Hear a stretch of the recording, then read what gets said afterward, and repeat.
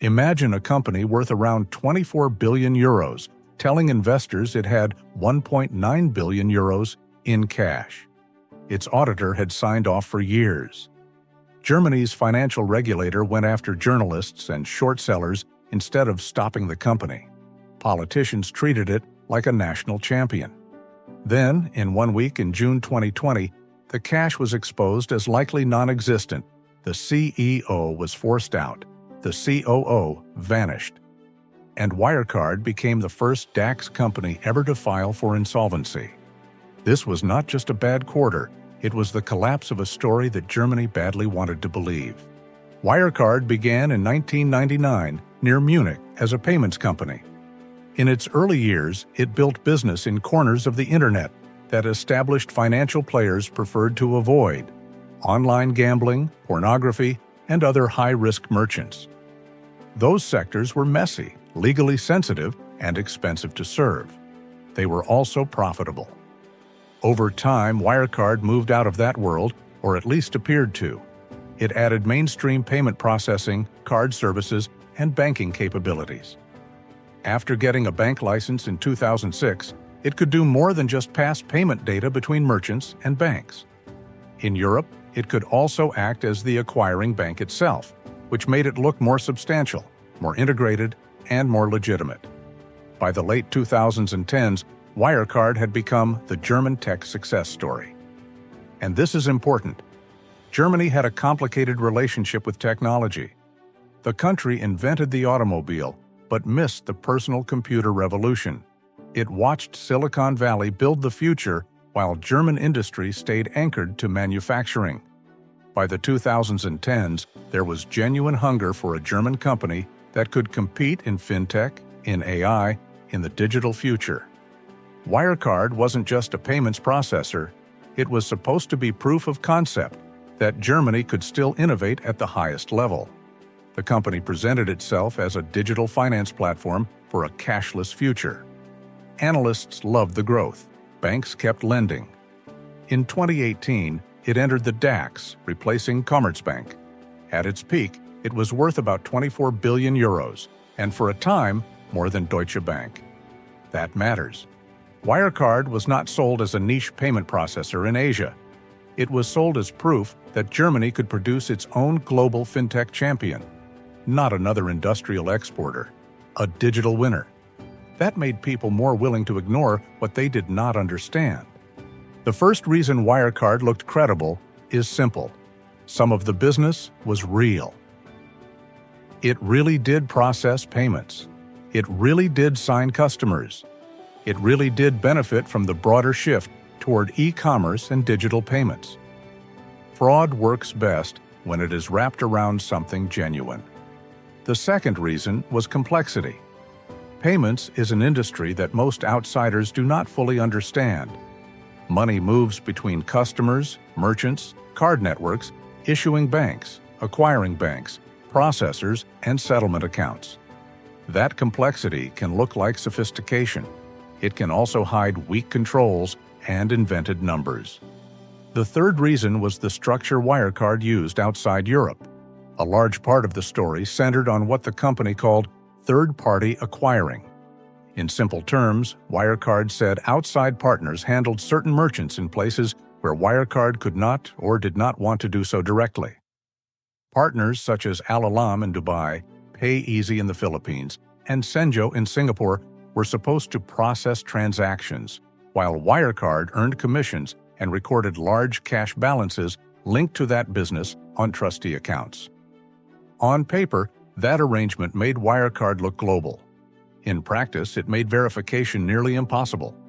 Key revenue, profits, and cash sat behind layers of partners, trustees, and distant jurisdictions. That is exactly the kind of structure fraud can hide inside. And here's the devastating part. Roughly half of Wirecard's worldwide revenues were linked to just 3 of these obscure third-party partners. For a public company, that is not diversification. That is fragility. That is a red flag the size of a continent. Then there was institutional trust. EY gave Wirecard unqualified audits for years. Not, "we mostly trust this audits," but the strongest possible sign a company can get. BaFin, Germany's financial watchdog, did not just fail to stop the company. In February 2019, it did something extraordinary. It imposed an emergency ban on new short positions in Wirecard shares. That's not regulation. That's taking sides. It told the market, "We have this company's back against speculators." That move was backed by ESMA, Europe's securities authority. To most investors, it looked like official validation. To skeptics, it looked like the government choosing the story over the scrutiny. And finally, there was the culture around Markus Braun. He looked like the founder-visionary investors were trained to admire. Black turtleneck, big ideas, constant growth, total confidence. He promised a German answer to Silicon Valley. For a long time, enough people preferred that image to the underlying questions. The first red flag was the consistency of the numbers. Wirecard kept delivering the kind of smooth, almost machine-perfect growth story that investors love. But payments is competitive and usually low margin. Yet Wirecard reported unusually strong profitability, again and again. The company's story was that its technology and global platform made this possible. Critics increasingly suspected something else. The second red flag was concentration. Reuters reported that roughly half of Wirecard's revenues were linked to 3 obscure third-party acquiring partners, an astonishing amount of reliance on entities most outsiders had never heard of. When too much of a public company's profit depends on a handful of opaque intermediaries, that is not diversification. That is fragility. Then came the critics. Short sellers, bloggers, whistleblowers, and Financial Times reporters spent years pointing to inconsistencies in Wirecard's accounts, acquisitions, counterparties, and cash. Some of those critics were smeared. Some were investigated by BaFin. Some were treated as the scandal, rather than as people describing one. That is one of the most remarkable parts of the whole story. In many frauds, the warning signs are subtle. Here, people were waving them in public, and the response was not to check. The response was to attack the people asking questions. By late 2019, the pressure had become too intense to ignore, and Wirecard's supervisory board hired KPMG for a special audit. When the report arrived in April 2020, it did not clear the company in any meaningful way. KPMG said it could not determine whether major revenues in the third-party acquiring business for 2016 to 2018 existed or not. It also said it could not properly verify the related cash flows into trust accounts based on bank statements. In the language of auditing, "we cannot verify" means everything after that is on borrowed time. The issue was no longer whether critics were too aggressive. The issue was whether a public company's claimed profit engine could be evidenced at all. But the company kept pushing the story a little longer. Then came the week that destroyed Wirecard. On June 18, 2020, Wirecard said EY had been unable to obtain sufficient evidence for 1.9 billion euros supposedly held in trust accounts. That was about a quarter of the balance sheet. 4 days later, on June 22, the company's management board stated that there was a prevailing likelihood those balances did not exist. That is the famous number, 1.9 billion euros. But even that can be misleading. The popular version of the story is that 1.9 billion euros went missing, as if it had once been sitting there and then vanished. The more devastating possibility was worse. Much of it may never have existed in the first place. Not stolen cash sitting in the wrong place. Fiction presented as cash. And once that became clear, everything else started to collapse with it. If that cash was not real, then prior profits had to be questioned. Prior balance sheets had to be questioned. The entire narrative of relentless growth had to be questioned. The problem was no longer one suspicious account in Asia. It was the possibility that the company's success had been built on numbers nobody had properly verified. In other words, the market did not discover that Wirecard had one hole in its accounts. It discovered that the company might itself be the whole. The final sequence was brutally fast. June 18th. EY cannot verify 1.9 billion euros in trust accounts. June 19th. Markus Braun resigns as CEO. June 22nd. Jan Marsalek is dismissed as COO.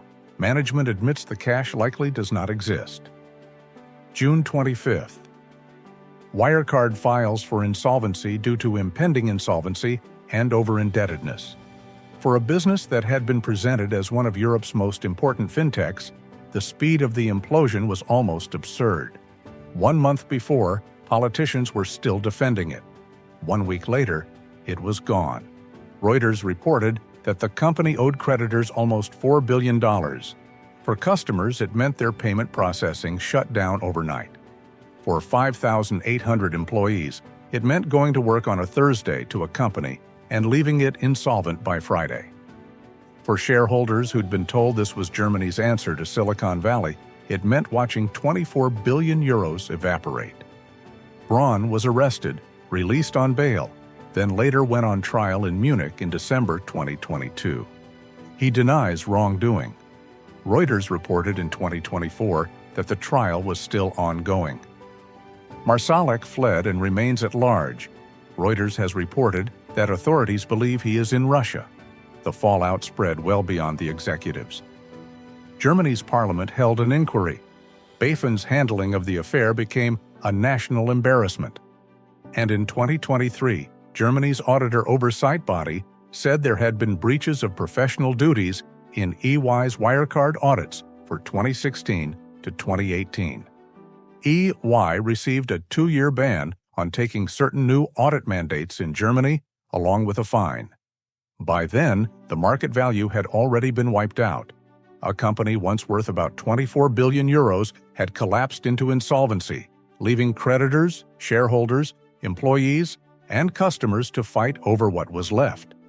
That is why Wirecard became more than a corporate scandal. It became a systems failure. Wirecard is often described as Germany's Enron. The comparison works. But the deeper lesson is simpler. Fraud on this scale does not survive because one executive lies well. It survives because real business mixes with fake business, because complexity intimidates outsiders, because audited numbers feel safer than messy doubt, and because institutions often find it easier to attack the critic than recheck the story. Wirecard sold Europe a comforting fantasy that a homegrown fintech genius had cracked the future of money. Underneath that fantasy sat opaque partners, trustee accounts, high-risk clients, and a pile of numbers that did not hold up when someone finally demanded proof.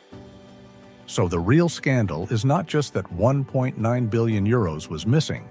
It is that for years, so many people treated a story as if it were cash.